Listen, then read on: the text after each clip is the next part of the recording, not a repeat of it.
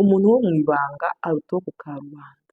Hari umuntu uhari muri shambure imwe watashye yabuze umwana we, ntabwo ukwiriye ubuzima bw'umubabaro, ntabwo ukwiriye ubuzima bw'agahinda, ntabwo ukwiriye ubuzima bw'amaganya, ntabwo ukwiriye ubuzima bwo guhora uvuga ngo bizagenda gute, ese bizageza he, ese ndarambiwe, iyi si ndayirambiwe, oya. Ariko abo bana urabarera, ntibajya mu biyobyabwenge, ntibajya mu biteye isoni by'isoni nke, urabarera barakura, bariga, bambara diguri, ubu ni abakobwa n'abahungu bashima Imana. Urimo kwiyica, wikora kunezeza abantu, urimo kwiyica, wikora ngo abantu batazavuga, urimo kwiyica.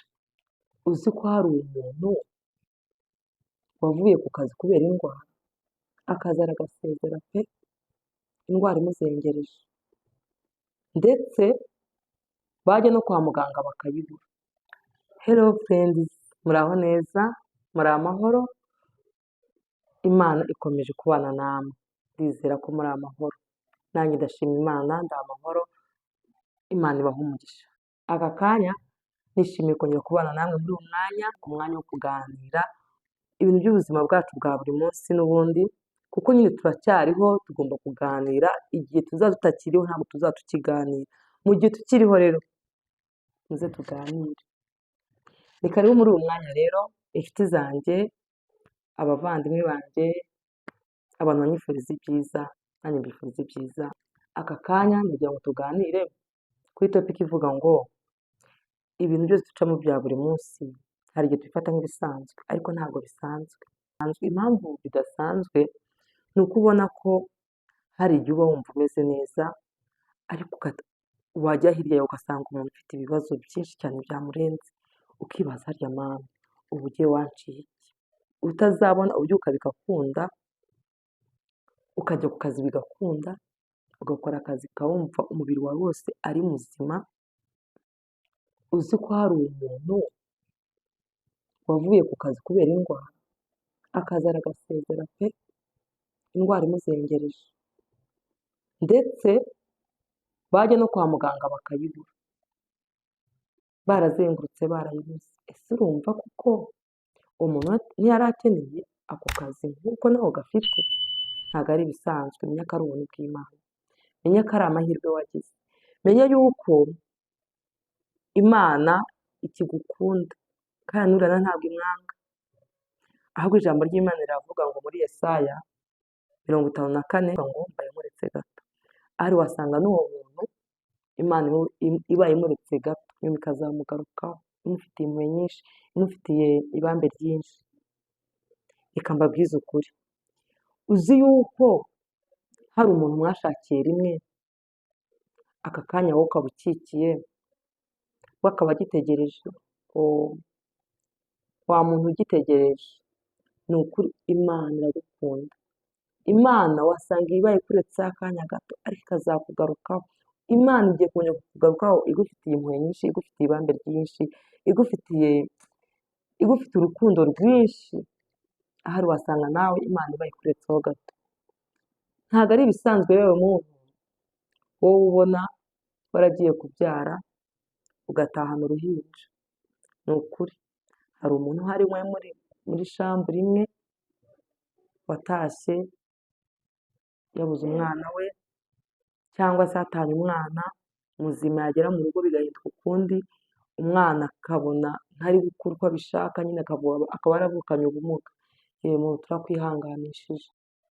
Mu ijuru hari Imana yatumye utwita, Imana igatuma ubyara, Imana kuba itaramutwaye muri cya gihe wari umutwise, hari impamvu. Yenda Imana ikuretseho gake, ariko izakugarukaho igufitiye ibambe ryinshi, igufitiye urukundo rwinshi. Wowe wumva yuko uri mu buzima buryoshye, uri mu buzima ibintu byose ugiyemo birakunda, urapurayinze birakunze, ugize imyaka 23 baraguteresa ugiye mu rugo, ugezeho urabyaye, reka sinakubwira, igihe kirageze uri gushyingiza. Reka mbabwire, ntabwo ari ibintu bisanzwe. Menya yuko Imana yakugiriye neza, menya yuko Imana ari ubuntu bwayo, shima Imana. Hari abantu bifuza aho hantu uri, hari abantu bifuza bazi no kuba bakikira uwo mwana, uzi ko hari n'abantu bifuza kuba batwita, basi bakavuga ngo niba natwitaga basi nkamenya ko natwise ikavamo. Hari abantu bifuza ubwo buzima bwawe, hari abantu bifuza uko ubayeho. Reka mbabwize ukuri, muri iyi si hari abantu bariho mu buzima bw'ibanga ariko bushaririye, hari n'abantu bariho ku buzima bwo ku karubanda bita ko bubaryoheye. Ibaza umuntu ko yinjoyinga ubuzima bwo ku karubanda akabwinjoyinga, ariko yagera inyuma mu rugo mu gikari cye cyangwa se mu nzu ye cyangwa muri shambure ye, ubuzima bwe bukaba gihonomo, ubuzima bwe bukarutwa n'uko yari kwigumira aho yari ari. Reka mbabwire, gerageza ube umuntu wo mu ibanga wishimye, ube umuntu wo mu ibanga unezerewe, kuruta uko waba wo ku karubanda wishimye, kuruta uko waba wo ku karubanda ugaragaza ibyishimo udafite, kuruta uko waba ku karubanda uri mu bantu benshi ugaragaza ko inyuma wambaye nyamara imbere ni ibikomere, imbere ni amarira, imbere uribaza ahantu uri buze gutaha. Umuntu wo mu ibanga aruta uwo ku karubanda, aho kugira ngo ube mu buzima bwo mu ibanga bushaririye bw'ibikomere bw'amarira, nabaho ubuzima bwo mu ibanga buryoshye, winjoyinga uko ubishaka, usekamo, ibyishimo byo mu mutima n'inyuma biragaragara. Ntabwo bisanzwe kuba hari abantu bifuza umunezero wo mu ibanga cyangwa se wo ku karubanda. Umunezero wo mu ibanga cyangwa wo ku karubanda ni abantu bakeya bawufite. Hano turi ku isi abantu benshi bagira ibibanezeza, hari igihe ushobora kuba unezezwa nuko wagiye mu bantu benshi, wagiye mu birori runaka, ariko se aho ngaho numara igihe kirekire urakimara ahantu utaha, hahandi mu muryango, hahandi muri famiye yawe, hahandi mu rugo rwawe, hahandi bakurera, hahandi wavutse, hahandi ibyishimo by'izina wakabaye ubigenerwa kuruta wa munezero wo ku karubanda, nyamara mu ibanga ari iwanyu, hahandi hose twavuze nta byishimo bihari. Reba ibyishimo byawe, ni wowe ubwawe ukwiye kurema ibyishimo byawe, rema ibyishimo byo mu ibanga kuruta umubabaro wo mu ibanga, rema ibyishimo bya hahandi abantu batareba, wowe n'Imana yawe, wowe n'umutima wawe. Ibyo ni byo byishimo ukwiriye, ntabwo ukwiriye ubuzima bw'umubabaro, ntabwo ukwiriye ubuzima bw'agahinda, ntabwo ukwiriye ubuzima bw'amaganya, ntabwo ukwiriye ubuzima bwo guhora uvuga ngo bizagenda gute, ese bizageza he, ese ndarambiwe, iyi si ndayirambiwe. Oya, ntabwo igisubizo ari uguhora wibuka ibikomere, ahubwo igisubizo Imana irakubwiye ngo ibaye ikuretse akanya gato, ibaye ikuretse akanya gato, ariko izagukoranya cyangwa izakugarukaho, cyangwa izaza none ifite imbaraga, izaza ifite imbabazi nyinshi ku buzima bwawe, izaza ifite ubwuzu bwinshi, izaza igukoranya, ikoranye ibitekerezo byawe, ikoranye ubuzima bwawe bwose, izagukoranya. Imana iravuze ngo izagukoranya. Wikora gushimisha abantu urimo kwiyica, wikora kunezeza abantu urimo kwiyica, wikora ngo abantu batazavuga urimo kwiyica. Gerageza inezeze wowe ubwawe, niwe wifitiye igisubizo cy'ubuzima bwawe, niwe wifitiye umunezero w'ubuzima bwawe hamwe n'Imana, hahandi ubana n'Imana abantu badahari, hahandi urira abantu badahari, hahandi umusego ari wuzuye amarira yawe, hahandi ishambure ari wuzuye umubabaro wawe, hahandi nakubwiraga ngo ba wowe wo mu ibanga, ube wowe ku karubanda. Aho kugira ngo nshimishe umuntu wo ku karubanda, nakwishimisha ubwanjye kuruta uko najya gushimisha uwo ku karubanda, then jyewe nagira gute, nkibabaza. Wikwemerera umubabaro wo mu ibanga kukwibasira, wikwemerera agahinda ko mu ibanga kukwibasira. Iri jambo numvise twarisangira wowe ufite umuntu wo mu ibanga udahuye n'umuntu wo ku karubanda. Mu ibanga ni hahandi wenyine, wowe n'Imana yawe, wowe n'amarira yawe, wowe n'umubabaro wawe, wowe wareze abana ukabona barakuze, nta n'umwe ufite ubumuga, nta n'umwe ugize Imana abana bawe, ni abana bubashye Imana, ni abana uri kubashyingira wumva wishimye, uri kubashyingira wumva unezerewe.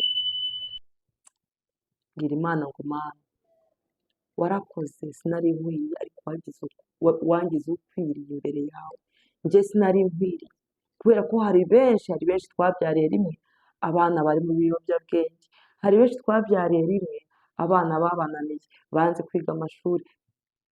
Bwira Imana ngo Mana warakoze, shimira Imana, ntabwo zari imbaraga zawe, ntabwo bwari ubushobozi bwawe, ntabwo bwari ubwenge bwawe, ntabwo bwari ubudahangarwa bwawe ku buryo uvuga ngo abana barantinye, abana baranyubashye, cyangwa se tuvuge ngo hari ikindi gitsure washyizeho kirengeje. Menya ko ari Imana isumba byose yabigukoreye, kubera yuko hari abari bagusumbije icyo gitsure, hari abari bagusumbije imbaraga nyinshi, hari abari bagusumbije, ushobora gusanga uri n'umuntu yenda wasigaranye abo bana, yenda umutware wawe atakiriho cyangwa se umufasha atakiriho, ariko abo bana urabarera, ntibajya mu biyobyabwenge, ntibajya mu biteye isoni by'isoni nke, urabarera barakura, bariga, bambara diguri, ubu ni abakobwa n'abahungu bashima Imana, uri kubashyingira.